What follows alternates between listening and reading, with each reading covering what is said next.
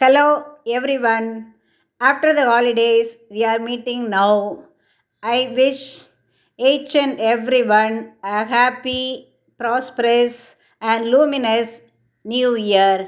இன்றைக்கி இந்த வீடியோவில் சிம்பிள் வார்த்தைகளை வச்சு எப்படி லாங் சென்டென்சஸ் உருவாக்கலாங்கிறத பார்க்கலாம். உங்களுக்கு தெரிய வேண்டியது 3 வார்த்தை தான். as soon as ஒரு வேர்பு, அடுத்தது கோ.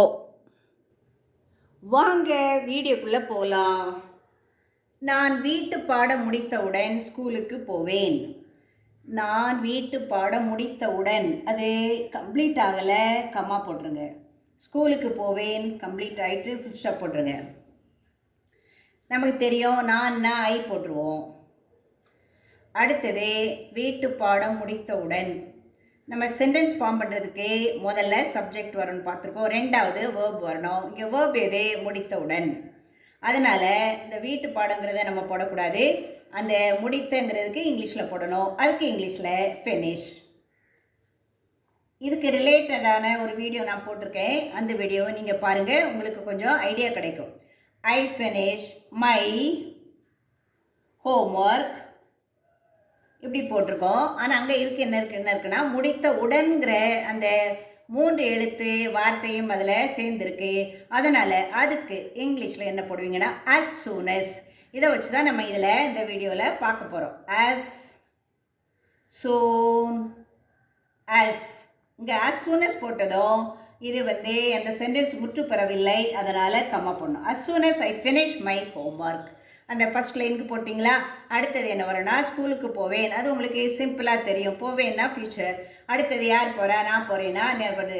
ஐ வில் கோ டு ஸ்கூல். சரியா? ரீட் அவுட் பண்ணுங்கள். as soon as I finish my homework I will go to school. நான் வீட்டு பாடம் முடித்தவுடன் ஸ்கூலுக்கு போவேன்னு இருக்கு. சரியா? அப்போது இனி இதில் சில டைமில் இந்த ஐக்கு பதிலாக சப்போஸ் ஹீ வந்ததுன்னா நீங்கள் என்ன போடுவீங்க? இங்கே ஹீ வந்ததுன்னா இங்கே இந்த ஃபினிஷ்க்கு என்ன போடணும்?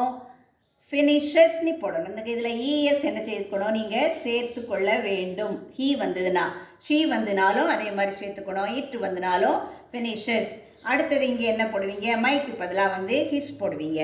ஹீ வந்ததுன்னா இங்கே என்ன போடணும்? ஹிஸ்ஸுங்கிற வார்த்தையை நீங்கள் மாற்றிக்கணும். அந்த சென்டென்ஸுக்கு தகுந்த மாதிரி, சூழ்நிலைக்கு தகுந்த மாதிரி மாற்றிக்கணும்.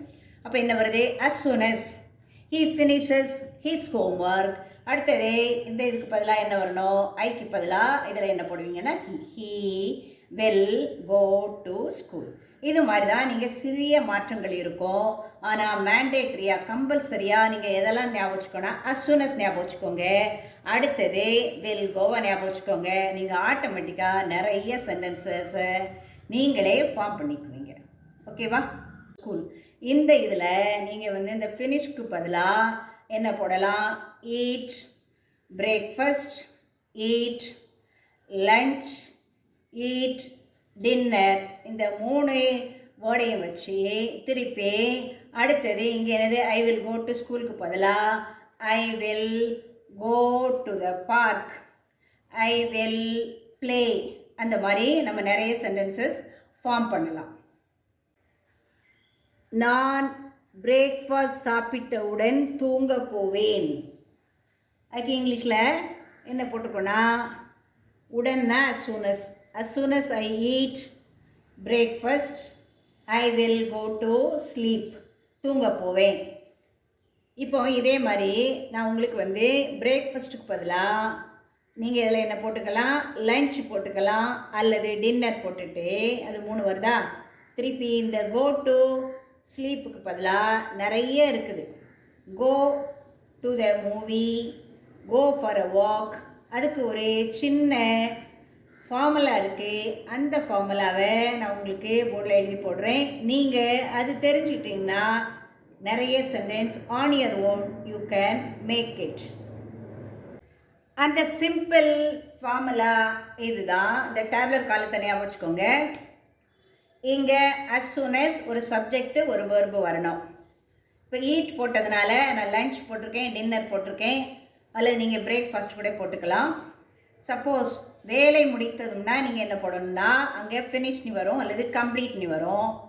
அல்லது நீங்கள் சில சமயங்களில் குக்கிங்கோ அப்படின்னா என்ன போடுவீங்க, as soon as I finish my cooking அந்த மாதிரி போட்டுக்கலாம். இந்த சப்ஜெக்டும் அதில் 7 சப்ஜெக்ட் வருதுல்ல, I we, they, you, he, she, it, அதில் ஏதாவது ஒரு சப்ஜெக்டை நீங்கள் எடுத்துக்கலாம். That is up to you. அடுத்தது மிடில் என்ன போடணும், வில் கோங்கிறது போடணும். வில் கோக்கு முன்னாடி என்ன ஒரு சப்ஜெக்ட் வரும். இங்கே எடுக்க வேண்டிய சப்ஜெக்டை தான் அங்கே எடுக்க வேண்டிய அவசியம் கிடையாது. ஏன்னா நீ வேலையை முடித்ததும் நம்ம போகலான்னு கூட இருக்கும். அப்போ நீனா என்ன போடுவீங்க, யூ இங்கே வரும், நாம்னா என்ன வரும், வி வரும். நீங்கள் அதுக்கு தகுந்த மாதிரி என்ன செய்துக்கலாம், நீங்கள் மாற்றிக்கலாம். இப்போ தெரிய வேண்டியது என்னென்னா, இங்கே அஸ் சூன் அஸ் கண்டிப்பாக வரணும், அதே மாதிரி வில் கோ வரணும். இங்கே நீங்கள் வேர்பை நீங்கள் உங்கள் இஷ்டத்துக்கு மாற்றிக்கலாம். அடுத்தது என்ன வருதுன்னா, ஃபார் அ வாக். அந்த வாக்குக்கு மட்டும் ஃபாருங்கிற வேர்டை சேர்த்துக்கணும். நம்ம நடைப்பயிற்சிக்கு போகலாம், we will go for a walk. அதே மாதிரி இங்கே ஐ வந்தனா, I will go for a walk. ஹோம்னு போடும்போது அங்கே எந்த வித வேர்டும் சேர்க்கக்கூடாது. அதாவது வேர்டுன்னு சொல்லும்போது ப்ரிப்போசிஷன் சொல்லுவோம்ல, அதில் எந்த வித ப்ரிப்போசிஷனும் சேர்க்கக்கூடாது. அப்போ என்ன வரும், வி வில் கோ ஹோம் அல்லது I will go home, she will go home, அது மாதிரி இருக்கும். அடுத்தது ப்ளே, விளையாட போகலாம். அப்போ வந்து என்னது, கோ டு ப்ளே. அடுத்தது என்னது, go to the party, go to the movie, go to the park. இது மாதிரி உங்களுக்கு என்னதுங்க ரைட் சைடில் தேவையோ, சில சமயங்களில் வெக்கேஷன் சொல்லலாம். அப்போ அங்கே என்ன வரணும், கோ ஆன் எ வெக்கேஷன், அது மாதிரி வரும். அப்போ நீங்கள் இது மாதிரி இந்த as soon as, will go, இந்த ரெண்டையும் நீங்கள் என்ன செய்யணும், கரெக்டாக தெரிஞ்சு வச்சுக்கிட்டு நீங்கள் இங்கே வேர்பு நீங்கள் வந்து உங்கள் இஷ்டத்துக்கு நீங்கள் என்ன செய்துக்கலாம், மாற்றி போட்டுக்கலாம்.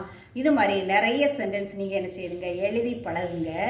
அடுத்தது நான் என்ன வீடியோ அப்லோட் பண்ணணுங்கிறத உங்கள் கமெண்ட்ஸில் போடுங்க. அதுக்கு தகுந்த மாதிரி நான் சிம்பிள் வீடியோஸை அப்லோட் பண்ணுறேன். தேங்க்யூ ஃபார் வாட்சிங்.